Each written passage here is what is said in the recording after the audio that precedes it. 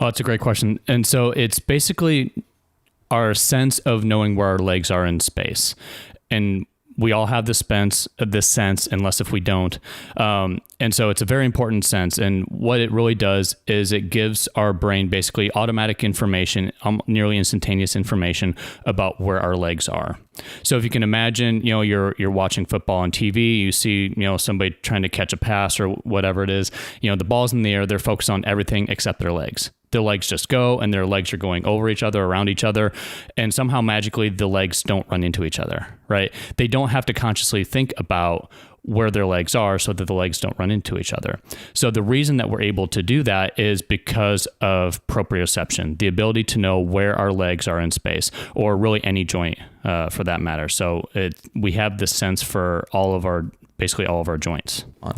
Yeah, and we see this a lot, and particularly because we work with people with balance problems and dizziness and things like that, a lot of our clients have a proprioception problem along with everything else going on with them, or the proprioception problem is the main problem. And the biggest problem with that, of course, is it's often undiagnosed and unrecognized. And so what people will find is they'll find themselves falling randomly.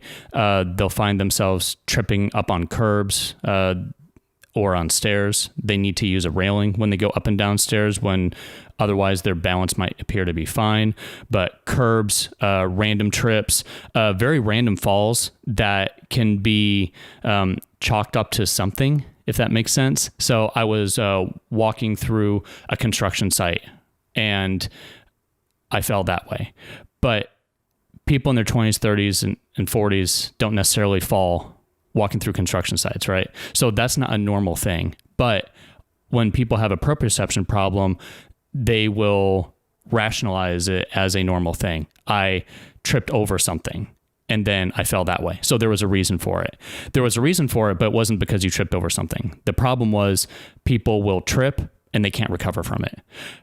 Their responses might be fine. If you challenge how quickly they can respond, it might be perfectly fine. They can react quickly. If you test them on a normal kind of flat, predictable surface, they respond very normally, very quickly. They take a nice, good quality step very quickly, which is a normal response, and then they're fine. But it's these random situations that their body cannot adjust to. And that's because basically when they trip, they might start responding, but their legs just don't know where to go because they don't know where their legs are in space. Their brain is not getting that information.